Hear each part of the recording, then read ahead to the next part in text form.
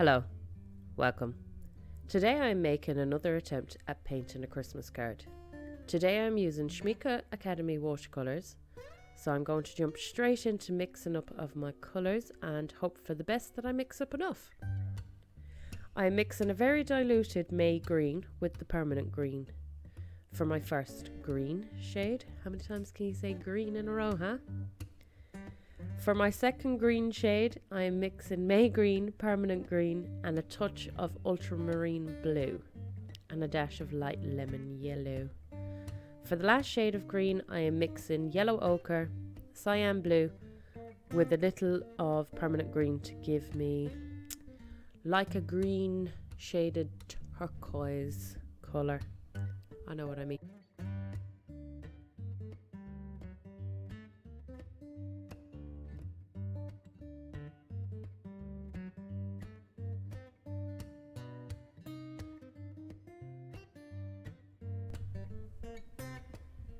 For my paper, I'm using the Langton by Dale Rowney.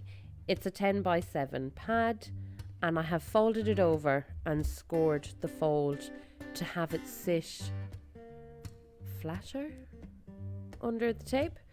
I've just taped it to the back of the pad today for convenience. I've put a little bit of washi tape in the centre just in case I get out of control putting in the foliage. I want to be able to write a sentiment or something in calligraphy if I need to. As you can see here, I'm going in with my lightest shade of green first for my foliage. I'm trying to keep it loose, but still give it the feel of leaves. Also, I'm sure you have noticed I'm swapping between my left and right hand too. Well, my main reason for this is I had a slight disagreement with a glass in the dishwasher. Nothing too serious, but it's just more of a nuisance where it is. So I'm swapping to try and ease a little discomfort, but also it has given me a nice randomised foliage look, instead of me having to remind myself to not let them all look exactly the same.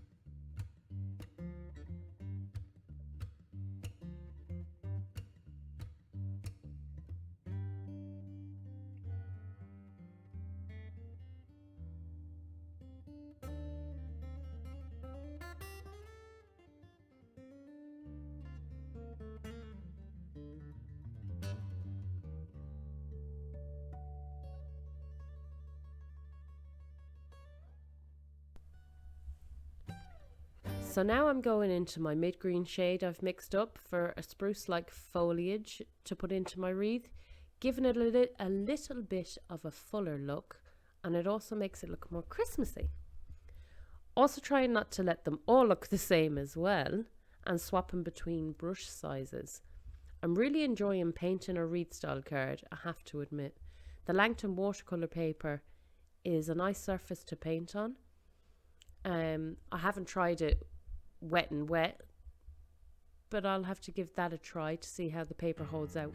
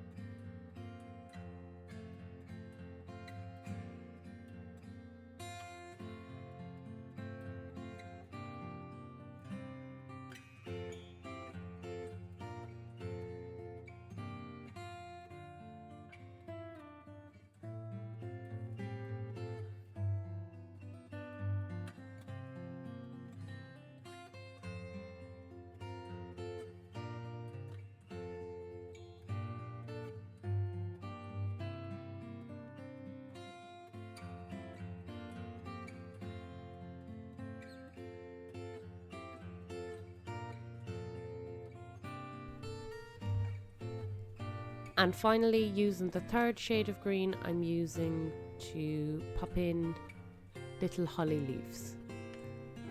And I'm trying to make sure that I don't do groups of 3 all of the time, because it's super easy just to fall into a pattern of 3, 3, 3. So I'm trying to mix it up, and I just want to sporadically put them around the wreath. I don't want to have them too close together, but I don't want too little of them either. For the berries, I mixed cadmium red hue with magenta, and I just popped them in randomly with the holly leaves. And then I also used the same red mixture for the bow.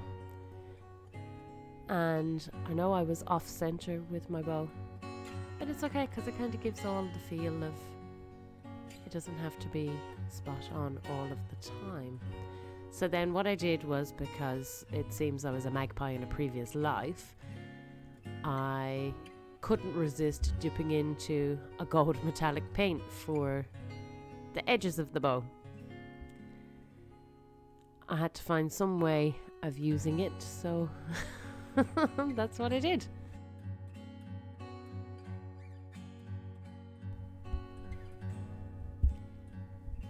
Leave a comment to let me know what you think about the turnout of this watercolour wreath card.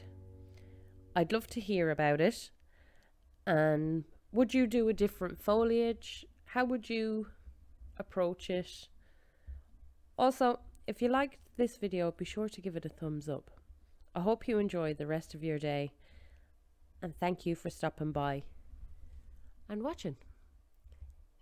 Take care.